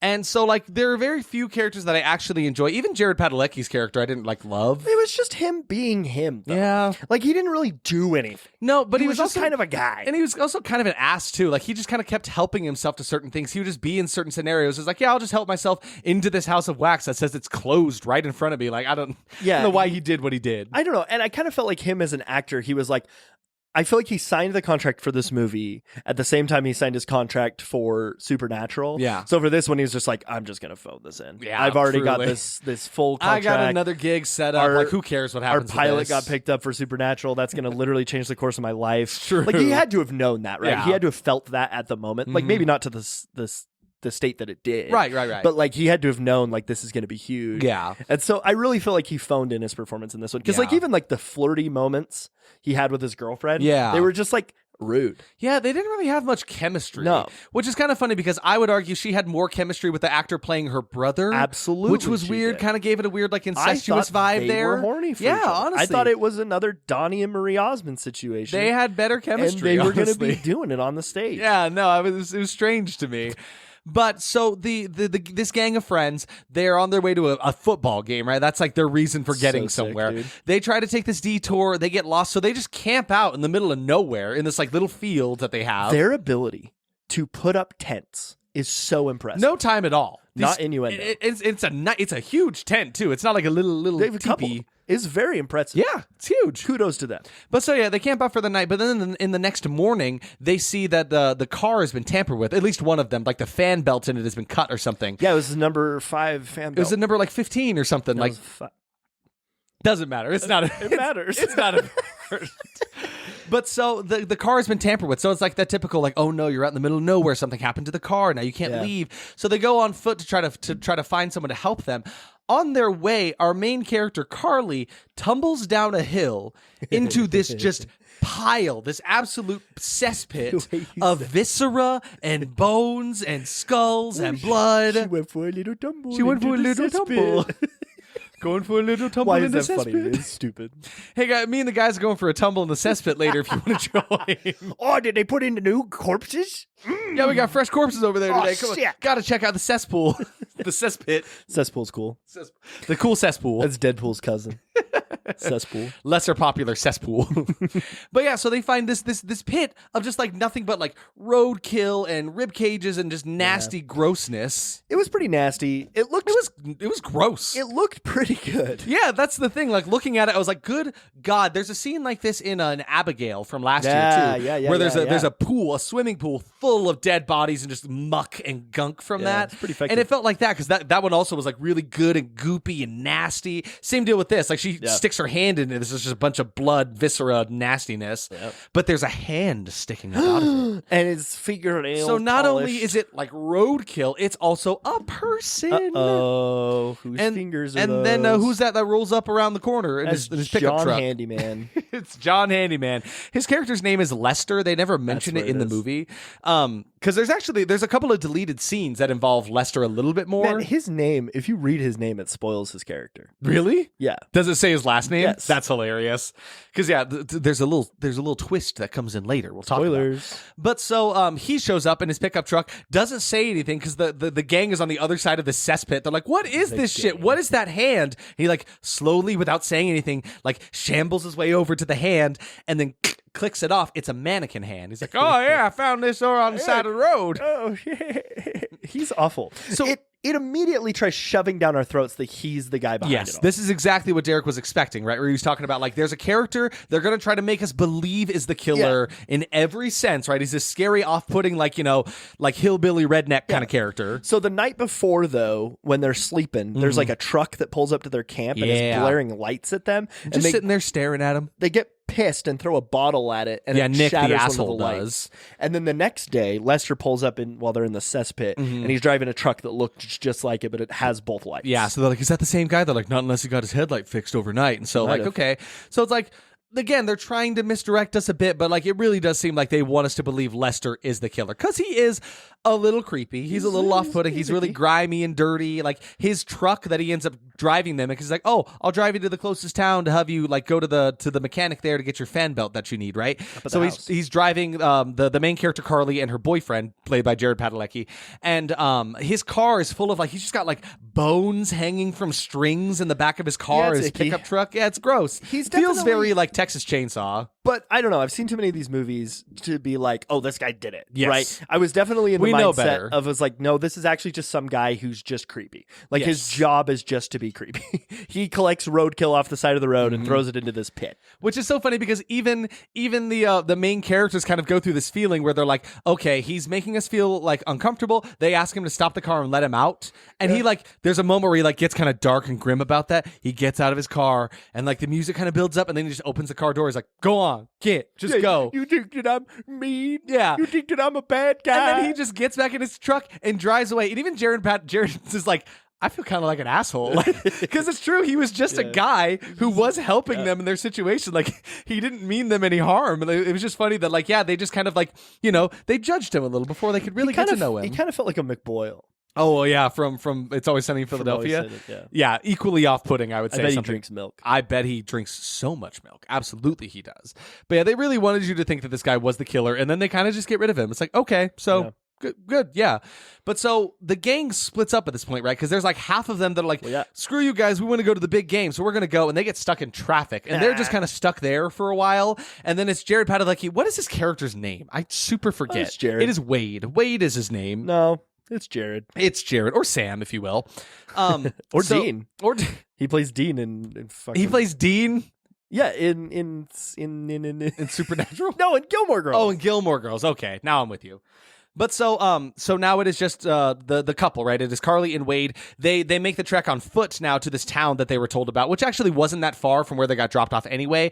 And it's kind of a ghost town. There's not a lot of people around. There's like one old woman you can see who like pushes a curtain around to look at them and then hides away again. It felt very Psycho. Yeah, I liked it. Yeah. It felt like a reference to Psycho. Yeah. I dug it. But it truly felt like just like an empty ghost town. None of the buildings were like in use. I mean, like there was like a pet store with some little puppies in the window. Like there's clearly life in this town, but it's not. There's nobody like really around doing shit. Yeah. So they end up like looking for help. They go into this church and they see this one guy who's alive and living. He's like, "How dare you come in here into this church? You know, we're there's a funeral going on right now." I actually really liked this scene. I loved it. It was such a cool set. Like the church looked badass. It was a cool house. Cool house for sure. And like all of the people in there were just creepy. Yes. I don't know how to describe everything about it. There's even like this one preacher who's just like staring at them from the pulpit right at the front. He's just like, everyone is kind of just off-putting. Everything about this situation is kind of spooky, you know? But at this point, we've only seen 2 living people. Yes. Right? Mm-hmm. Or 2 that we think are living people. Yes, exactly. Which is this guy. Yeah, his name is Bo. He's like the town mechanic, I guess, is what he's supposed to be. He's who they're looking for to get the fan belt. And so they go with him. Well, I guess, hold on, let's backtrack a little bit. They do go inside the titular House of Wax because like this weird ghost town. There's a bunch of little tiny shops. There's a big church, and then up on the hill, one giant building. It just says House of Wax. But sometimes it goes from the bottom to the top. Yeah, the camera pans down so from the top. Wax of House. Wax of House, but of is always going to be in the middle. Of little is always, of sandwich. It's a sandwich. But so they go inside, and I will say this titular House of Wax is creepy as shit. Yeah, it's really creepy. The figures that are inside of it, they are deeply off-putting. Well, they've got these very realistic eyes, but like it's scary. It's not even like a museum. It's just like a house with some wax people. That has people inside of it, yeah. It's really creepy. Mm-hmm. But yeah, it is historically known. It is, I think it's Madame Trudy, I think is her name, Trudy's House of Wax. But like there are some newspaper clippings on the wall about how like, you know, renowned it is. Like, oh, so impressive, so spooky, this House of Wax. Everybody loves it. But now it is like seemingly defunct. You know what we forgot to mention? What?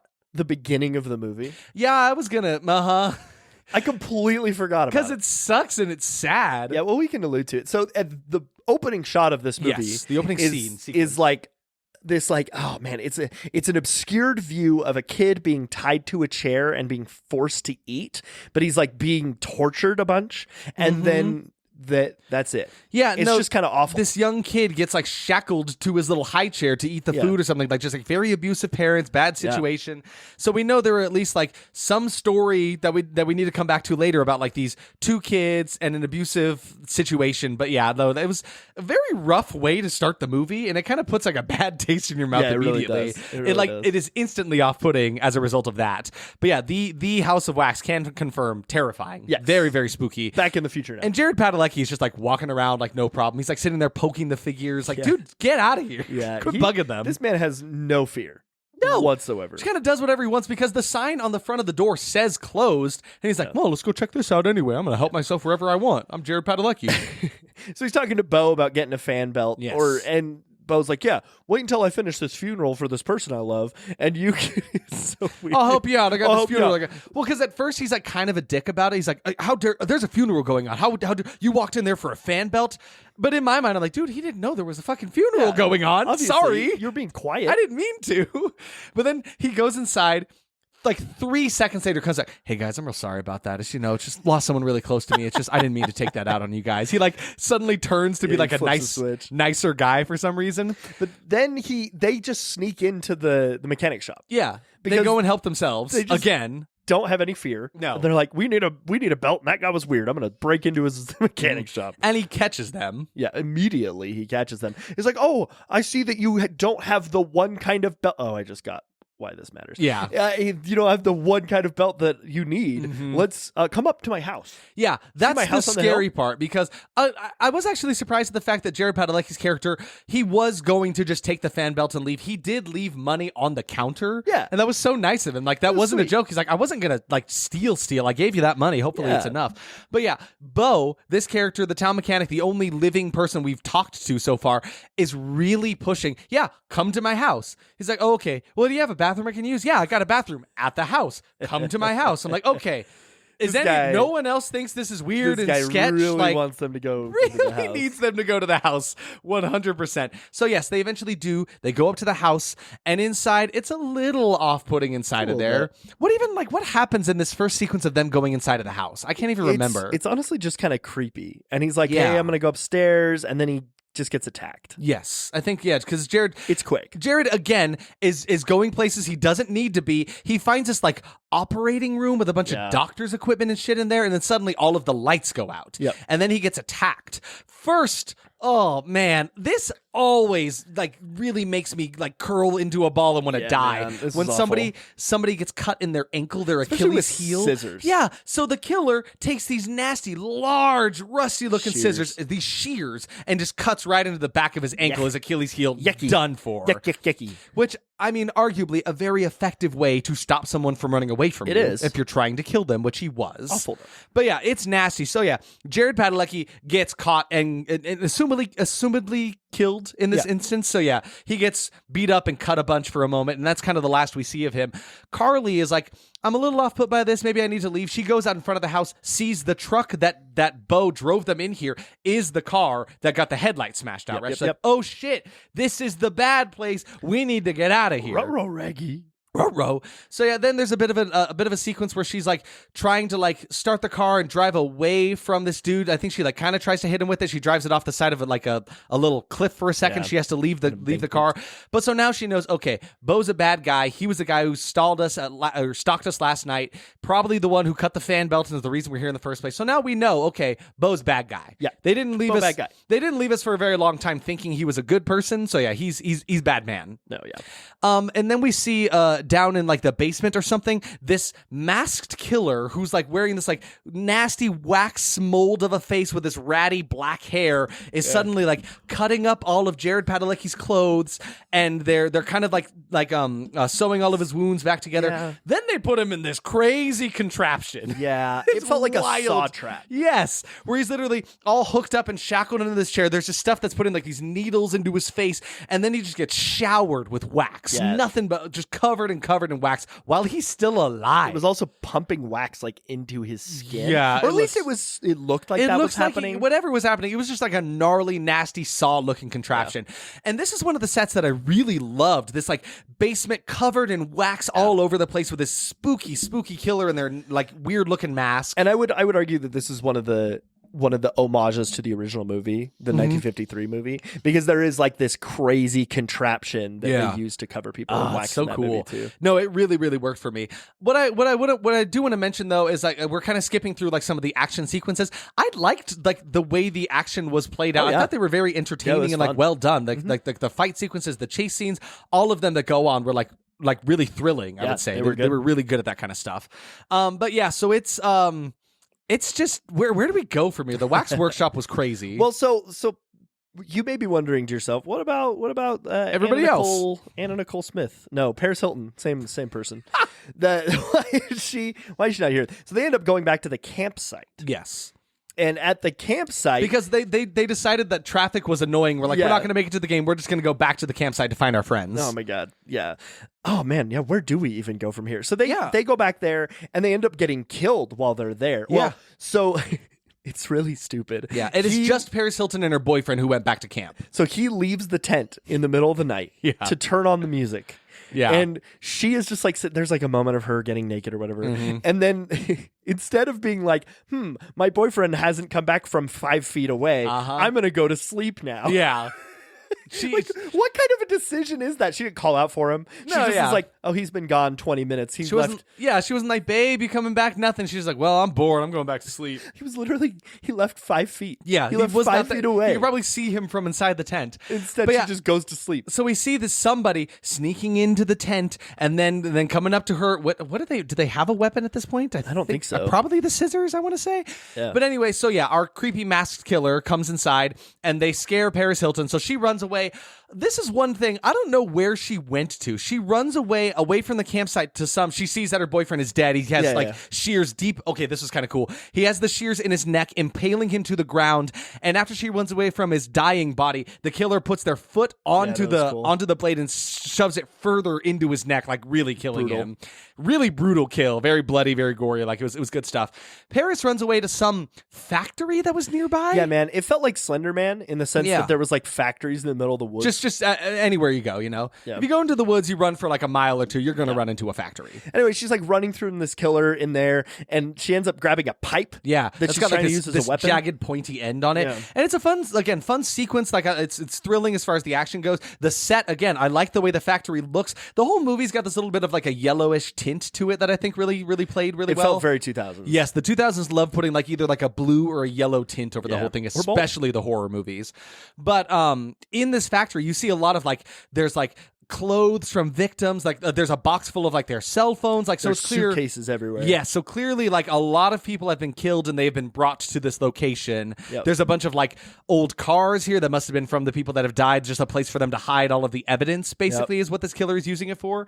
But yeah, please tell me about what happens to lovely Paris. Dude, it's so bad. So she's holding this spike and immediately you're like, okay, that's gonna impale her. Yeah, you literally said that out loud. Yeah, well, and she kept like pointing it to herself, so it was almost like trying to make you think. And then eventually she gets caught by him and he shoves it right through her head. Yeah. Well, what's crazy is the fact that like I think she gets a hit on him once and they kind of like part ways for a second. She's without the weapon. Then he pops up from the background and fucking javelin throws it through her skull. Yeah. And then she leans forward and falls onto it. So it's like holding her head up on the ground while she's impaled into it. And then the killer with a camcorder that he stole from one of the other characters comes and pushes her head further through the impaled spike in her skull. It was crazy. But like I gotta say, as much as I dislike Paris Hilton, a pretty good kill. It was pretty gnarly. Like, really gnarly. It's honestly one of like the more significantly brutal movies we've watched for like this podcast. Yeah. It was pretty rough. Specifically for 2005. Yes, yeah. But again, I was into it. It was kind of good. Yeah, it was fun. But so now you're like, okay, so Paris Hilton, her boyfriend are dead. Jared Padalecki's dead. We still have the brother Nick, who's kind of an asshole. And he has another friend, I think his name was Dalton, who like kind of was not that important as a character, if I'm being honest. But he has the best kill in the movie. Yeah. Best kill in the movie. So Nick and Dalton, they finally make their way to the town in their own truck. Yep. And they're like, all right, let's look around for our friends. So Dalton goes into the House of Wax. And Derek, who's sitting there at the piano? A full wax figure. It's Jared Padalecki. It's trying to call him Jesse. I don't know why. It's Jesse Padalecki. And he's sitting at the piano. And this was kind of dope So I his loved this. eyes start moving. Yes. Inside the wax. It is a very lifelike wax figure of Jared Padalecki's character in this movie. And so he looks so spooky, and he's sitting there. He looks like, just from his eyeballs, looks like he's in pain. You see his eyeballs move to the side to look at his friend. Yeah. He cannot move. And friend realizes, he recognizes him. He's like, oh, let me help you. I'll get you out of this. I don't know why he did this. Me neither. Just starts peeling at his face, and underneath it, immediately, there's just like red, bloody flesh. Oh, yeah, because he's ripping his skin off. Yeah. Because wax is really hot. Yes. So it would melt away this outer level of your skin. Absolutely. And so what's weird to me is not the fact that he did that, but the fact that he keeps doing that. He keeps like pawing away at it like a kitty digging in some sand or something. Like, and so he's peeling away some of his face, and you see tears streaming down from Jared Padalecki. Because imagine the pain you're in. You are stuck in place. Your friend is peeling your burnt away skin off of your face. It's awful. But then the killer comes out from around the corner and slashes down, missing Dalton, but it does hit Jared Padalecki. You see this nice clean cut where you see like his teeth exposed under the flesh. It was great. The effect of it was so cool. I loved it. But yeah, so our killer chases Dalton down a flight of stairs and then ends up, I think he falls down the stairs, right? Yeah. And so he's like trying to back away. The killer then does this. This is my favorite kill in the whole movie. Takes their big shears and stabs Well, it. it was Like 2 knives. Oh, that's right. Two really cool knives. Yeah, They had like these cool handles on them. Yeah. And so takes these 2 knives, stabs them in an X pattern, like right in front of the camera. So at first you're like, oh, okay. So it's like an off-screen kill. That's fine. Whatever. It was like a neat effect. Then they take the feet and pull the body away from the knives, and then the camera kind of pans out, and you see he's been decapitated, and the head kind of rolls around and kind of faces the camera with these dead eyes. I was like, that was a really cool kill. I was saying, all these old movies, all of these like 2000s movies have a crazy decapitation. And Yes. it's always the best part of the movie. And again, like they always work for me. They're Yeah, me so, too. because I think it's just like, it's a fun way to like show the prowess of your like your skills and the effects of your movie. Still the best part of the Omen remake. Yes, absolutely, The guy gets his 100%. head baseballed off. But yeah, so super cool. So okay, so now Dalton is also dead. Now the only characters that are alive and living are Nick and his sister, Carly. Yep. So Nick ends up running into Bo. He finds him and like pretty quickly finds out, oh, you're a bad guy and we need to like run away from you. There's a awful sequence where Bo ties up Carly and glues her mouth shut. Oh, this was awful. Yeah, it's terrible because like they glue her mouth shut so she can't scream for her brother, right? And there's an awful sequence where she has to like rip her mouth open and it's like bleeding. It's pretty effective. Which apparently they used real glue for. That's awful. Which I'm sure it probably wasn't like the strongest glue ever, but like the actress herself was like, hey, we need to use real glue for the sequence so it really looks right. But it's just like brutal to have to deal with.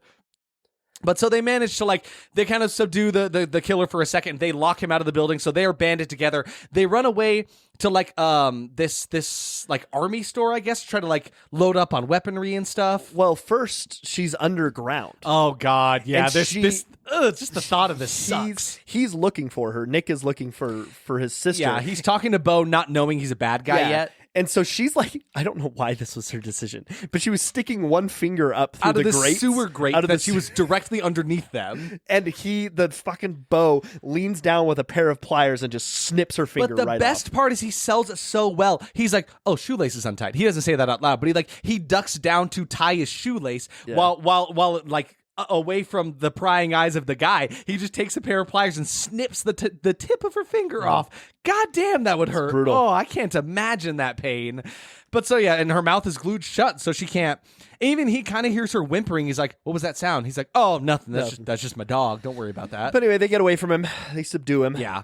And so then they go to an army store. They get weaponry. They get like this one crossbow, I think is what they get in order to fight him off, and that's all they grab from the store. It's really stupid. But then they go to this movie theater, and this is one of my favorite sets in the whole movie because even at the ticket booth in the concession stand, there are several wax figures who have been put in position to make it look like this town was full of life. Yeah, which is so cool. Even we do find out that one old woman who had opened the blinds of her house was actually on like an automated mechanism. She's not even alive. It just has her open the window and then close the window. So it gives the impression that there's people in this town. Yeah. Even the church was full of a bunch of dead corpses. There's not actually people there. It's so sick. Which is so sick. And especially since all of them are real bodies who were being mutilated and covered in wax. So they're all real corpses of people. Which is so sick. Hi guys. Can I come in real quick? Yeah, what's up, Science Jim? I didn't knock on the door because I've been here the whole time. Listen, because your family. Come get on in I'm here. a puppet. Hey, so I don't know if you guys thought about this, but it's actually not possible to preserve bodies in wax in the way that they did it in the House of Wax. Well, why not, Science Jim? Well, so wax preservation isn't actually done that way. If you put a body in this kind of a wax, they would start to rot. Yeah, probably. And even if you did like preservation other ways, it would still like smell really bad, and it would start to mold away, and the bodies would fall apart wouldn't and keep crumble. shape. It would not keep shape. No. And also, if you did use wax in the way to actually preserve bodies this way, because you can't technically do it, it would take a really, really long time. There's a type of wax called grave wax or That's right, that like morticians use, right? But that takes a really long time, and it actually breaks down the skin and kind of turns the skin into wax. Weird. Yeah, but this stuff, it wouldn't work. It wouldn't work, and It just wouldn't work. I was really mad that they did that. Oh, well, now we know if we ever want to turn into a dead body into a wax figure, not going to work quite as well. No. But sorry to ruin the movie. No, thank you, Science Jim. You've educated us today. Nice to see you. Nice to see you. Does he have a sign off? I don't think Science Jim does. I think he just leaves. Boop boop. But so there's a really fun sequence where they're trying to hide amidst the dead bodies in this movie theater where like the entire audience, the crowd is full of these dead corpses, right? And they just try to sit in place. It is Carly and Nick trying to hide themselves. You pointed this out. It's really cool to see that the killer Bo makes his way to the theater. He shoots a corpse with a shotgun, and one of them is like dusty inside of it. Like you can tell the levels of like how old the bodies are, because some of them they like pull the arm off of it and it's still fairly fresh. There's still blood coming out of it, but they're in like various levels of decay, which is such a neat detail really nice to pay attention to, which is so cool. But yeah, so like to rush forward, there's a lot of like they get chased by the killer. You know, he finds them in the movie theater. They end up. Oh, actually, they leave the movie theater. They shoot him twice with a crossbow bolt. One in like directly in the heart, and they're like, "Is he dead?" Okay. Yeah, he must be. Let's leave all our weapons and the body and leave. This is the most upsetting thing. They get the shotgun away from him. It's out of bullets, arguably, but like they leave the shotgun and the crossbow just by his dead body. They don't take the body anywhere. They don't like double tap to make sure he's dead. Nothing like that. They just walk away. So then they go back up to his house to try to find maybe a cell phone, maybe something that can help them. And while they're in there, they find out, oh, he's not the only one. He's one of two twins that were apparently conjoined twins at birth, and they had to split the two of them. So Bo is the one that got the better half of the deal because the other twin, Vincent, got all messed which up. I would assume is a reference to Vincent Price from the 1953 movie, right? He was the one who had his face fused to the back of Bo's head, so he's kind of like a disfigured twin of the two of them. So now we're like, oh no, there's two killers, even though we knew that for like most of the movie at this point. But yeah, those are the two twins that were getting abused in like the first scene of the movie. Madame Trudy was like their abusive mother and all that kind of stuff. That's all you need to know about them. But then as they're hiding and trying to make their way through the house, Bo just walks right in like, yeah, he's not dead. You didn't really kill him. He didn't do anything to him, really.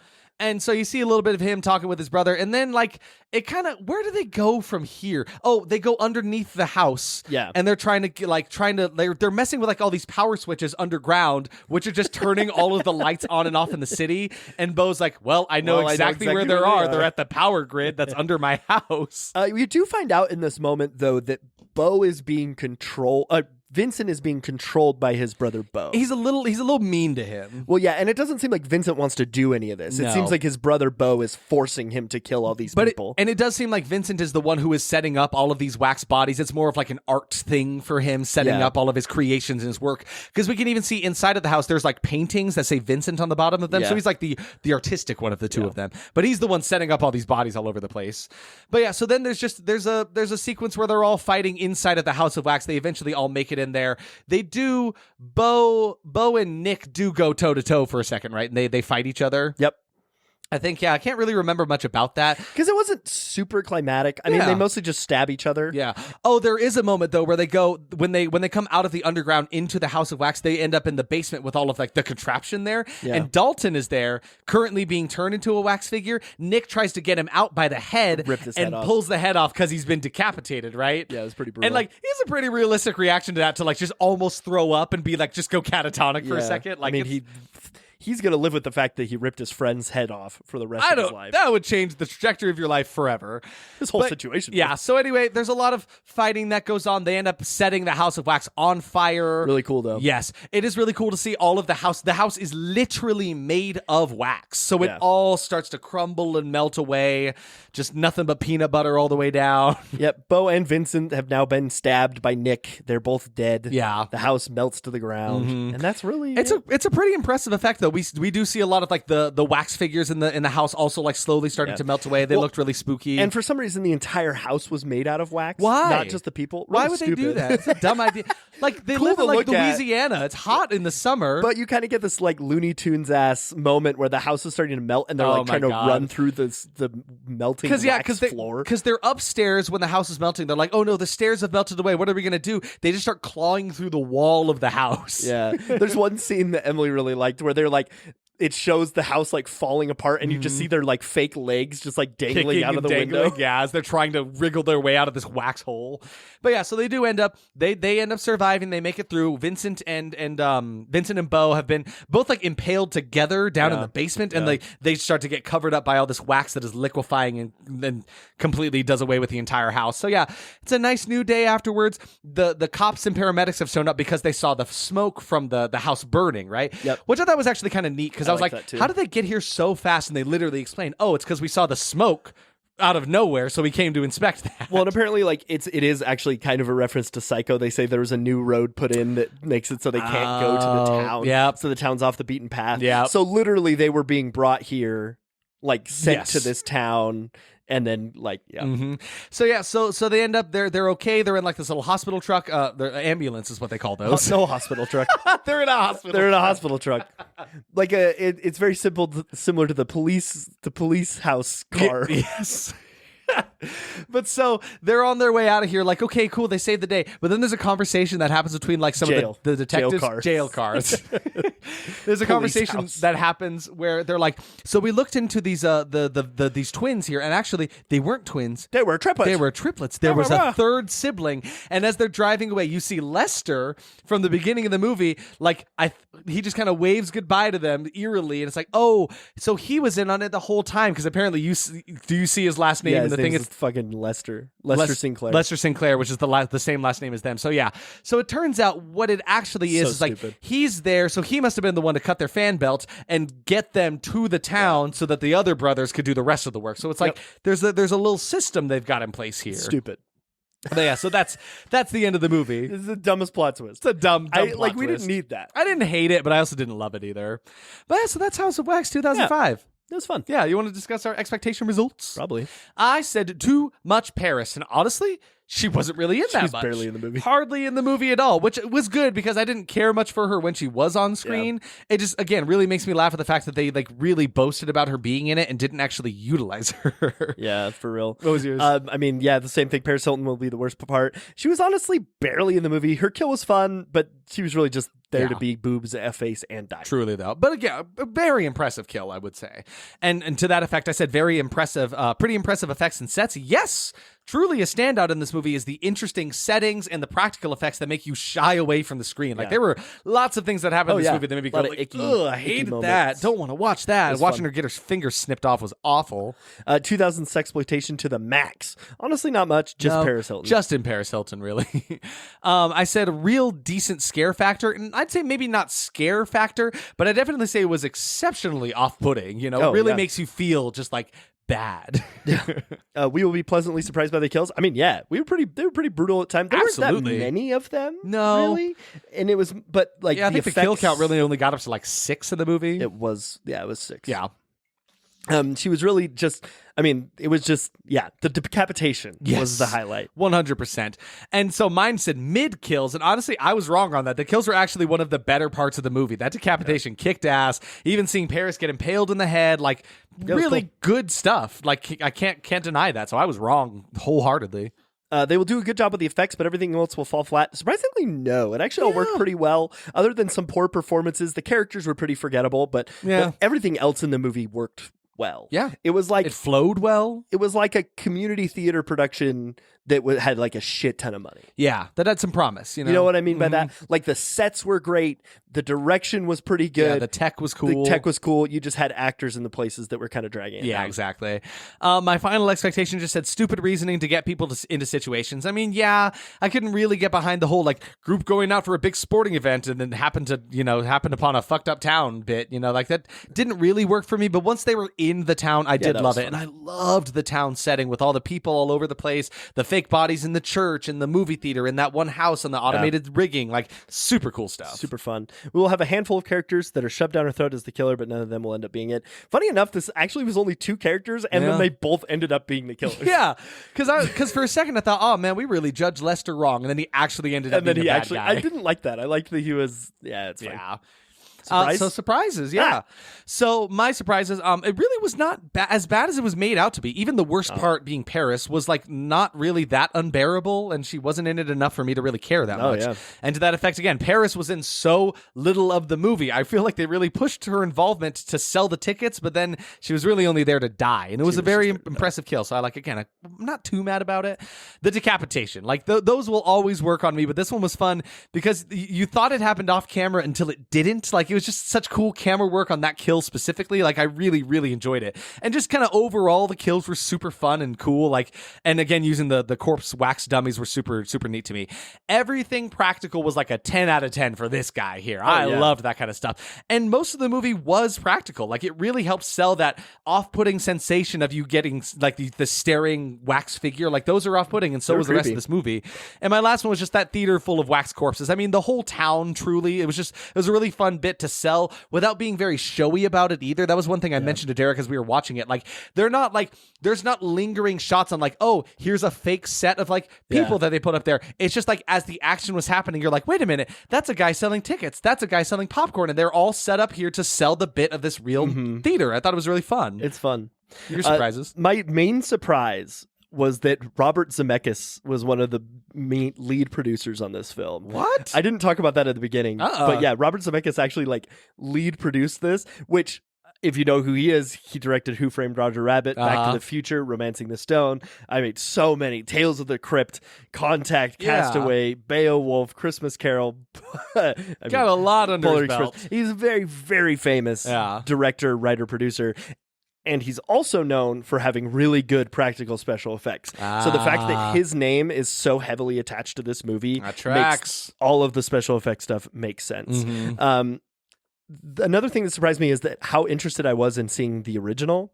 Because like a lot of times we'll watch these and I'm like, I don't need to see the original. But this one I was like, no, I got to make a point. And the next day I ended up watching it. So, and then how fun the kills were. I mean, just like you said. And then finally, the Kickin' soundtrack. Man. Oh, man. That soundtrack kicked ass. It was so fun. They did really sell that. So do we get into our verdicts, Derek? I think we do, man. I'm going to go with that was horrible for me. Like, I cannot deny that is a horrible time in the best sense of the word. I can understand why this may not be some people's favorite horror remake, but I say it doesn't deserve the flack it gets as a bad horror movie, right? Like, House of Wax 2005 is incredibly effective as a horror movie within its grotesque effects and an interesting premise, leaving you eager to see how all of these horrors play out for our less than lovable cast of characters. I say not all remakes are bad, and this is a testament to that, even though it's not necessarily directly a remake in most sense of the words, in most senses of the word, but I don't know. I'd argue Madame Trudy's House of Wax is absolutely worth the price of admission. Nice. That was horrible. House of Wax is a prime example of what I love about 2000s movies. Crazy product placement, over-the-top gore, predictable plots, so much kick-ass music. I can see how this would fall into the bad reviewed category from 2005, but if it was made today, people would be stoked about it. So definitely make time to watch this one before you turn into Wax yourself. Derek, speaking of Wax yourself, that was really good. Speaking of Wax yourself, I made a wax count trivia, and what does he sound like? He sounds. There it is. That's good. Pretty good. Because he's alive. I was hoping you would do that joke. Yeah. Because I didn't want to craft a whole. I wanted to try it like they did in the movie, even though Science Jam was super against it. Makes sense. I was like, let's try this out. Well, actually, it was Science Jam who kind of pushed for it. Yeah. He was like, hey, let's see this fucker get covered in wax. I loved it. I loved watching him get all greasy. Okay, no, I'm going to send you out of the. I'm just going to set you away from the microphone. Kind of crazy. His eyes are still moving. Yeah, You could have at least it's coated really his eyes spooky. I away. don't like it. But let's talk about our trivia for House The of Wax. creepiest part about it, he's a puppet, so his eyes moving are really fucking He weird. shouldn't be moving for a lot of reasons. So there's actually quite a bit for this movie. So here's what I collected from all of the stuff that I could find. Director, how do you pronounce his name? Jaume, Jaume, Jaume Collet Serra. I don't know. They insisted that practical effects be used as much as possible for the film. Visual effects were used when necessary, but sparingly. There is one moment I disliked the visual effects when they had his face. Yes, because we saw Vincent, the disfigured of the two twins. Right, he's wearing a wax mask for most of it. They take it off, and in one of the fight sequences, and like his whole face, it does look spooky, but it's all like VFX. Like for all of the practical they used for this movie, why couldn't they just put a prosthetic on his face? Like I thought that would have looked way better, but I don't know. Jared Padalecki this is funny. Jared Padalecki is 1 foot taller than his co-star Alicia Cuthbert. So to make herself appear taller in scenes where she and Padalecki would be filmed together, they taped 2-inch blocks of wood to the bottoms of her boots. Which is just to make her so funny. Because he's like 6'4", I think. Yeah, he's a very, 6'4". very tall man. But yeah, so this is only done during scenes where they would be shot, from the knee and up, just so they didn't catch that. But like, it's just so funny to me. Like, Well, there were she some was times they that were running short. next to each other. It was like, why is she shorter? Because we commented on Yeah. that, like, wow, she's little compared to him. Though the film takes place in Louisiana, USA, the film was actually shot mostly in Australia. Why? Which is, I don't know why they would need, maybe cool setting, I guess, there. Funny enough, Paris Hilton was the first to sign on to this movie, and then the cast was built around her. I feel like she's like, she was just never say no at this time. Yeah, She's like, oh, you want me to be in your movie? Sure. Do I get to take my top off? Sick. I'm there, absolutely. Like, it's just weird it's just funny to me that she is the pivotal thing that the rest of the cast was built around, Yeah. especially since she's not the main character. And Not at all. It doesn't make sense why they needed so desperately to have her in this movie. On June 26th, 2004, a soundstage being used for the film burned down to the ground during a test of the special effects equipment. The fire, started by a candle, destroyed a studio at Warner Brothers Movie World on Australia's Gold Coast. One crew member was treated for burns to his arm, but no one else was injured. The smoke reached a nearby highway, which was not shut down. But like, wow, that's crazy. It's really that creepy because the 1953, the poster has a man holding a candle. That's eerie. That's That's weird that happened. But yeah, they ended up having like a whole lawsuit about it that they had to like settle out of court. It was a whole thing. Alicia Cuthbert got stuck repeatedly in the melting wax bed because there's a sequence where she finds like their childhood bedroom. Oh, there's a really cool scene though where they have they had fashioned out of wax a replication of them as babies as they were like the disfigured babies conjoined still. And there's a part where the killer takes a knife through the wax door and cuts straight down and splits the conjoined twins right between their heads. It was a really cool effect. Yeah, I liked cool. that a lot. But anyway, most of that sequence was used with a peanut butter. So yeah, the wax that they used in that sequence was all peanut butter. So there's a whole bed that they're kind of like clawing and trying to get out of and away from the killer in, that they're just digging through a shitload of peanut butter, which, God, can you imagine if you were allergic? Would have been a terrible day for you. I don't think you would be in the movie. No, not at all. And then finally, in the church where Carly hides, as well as the movie theater where Carly and Nick are hiding, most of the wax figures were actually extras wearing masks. So they didn't actually build a ton of like wax figures for it. That makes sense. Some It's cool, sequences though. they did. It's super cool. I like that they did that. Which honestly makes them a little more eerie, I would say. Yeah, that there are real people in there. But yeah, so that's all our trivia. That is our episode today. Thanks for coming back for us. Sorry we were gone for a week, but that is weird. That was horrible. Wax to meet you. Derek, what are we going to be watching next week? Because you checked out the 1953, which features Vincent Price. Vincent Price. And we were so I feeling requested more Vincent Price. Yeah, let's go old, right? I want to watch Batman. Yeah. I want to watch Vincent Price be Batman. So Derek had these pretty hefty stipulations. Like, I need a movie that's got Batman, and I need Vincent Price. And I asked for the Joker, played by Vincent D'Onofrio. And I asked for the Riddler, played by Emma Stone. And I asked for Michael Jackson to be playing the fairy godmother. And I said, put all of those in one movie. To that effect, to go off of your Michael Jackson thing, there's one more trivia thing I forgot to write down. There was Tim Burton wanted to produce a remake of House of Wax from 1953, but do it as a musical starring Michael Jackson. I want that to happen. And apparently, Can we go back in time? Michael Jackson was super into it, but nobody would produce the movie. Well, then he died. Which is so funny. But anyway, Derek had all these crazy stipulations, and so we put together, and I had some of them, in The Bat from 1959, a movie with like a 17% starring Vincent Price. And it goes as follows. A killer called The Bat has claimed many Gotham? lives in the small town inhabited by novelist Cornelia Van Gorder. Gotham? Yes, Gotham. And her maid, Lizzie. As Cornelia implores Dr. Malcolm Wells, who is played by Vincent Price, to help her ailing maid, $1 million in the town's bank goes missing. With greed and fear reaching new heights, Police Lieutenant Andy Anderson, that's a dumb name. Gotham? In Gotham. Goes to Cornelia's house to investigate additional murders committed by the Bat. So it's mostly... It's mostly a serial killer movie set in Gotham. With Joker? With the Joker and the Riddler and all his friends. D'Onofrio?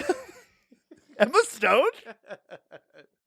This is why Michael Jackson? This is why Derek is the best in the business at derailing a podcast. In Gotham? But join us next week as we watch.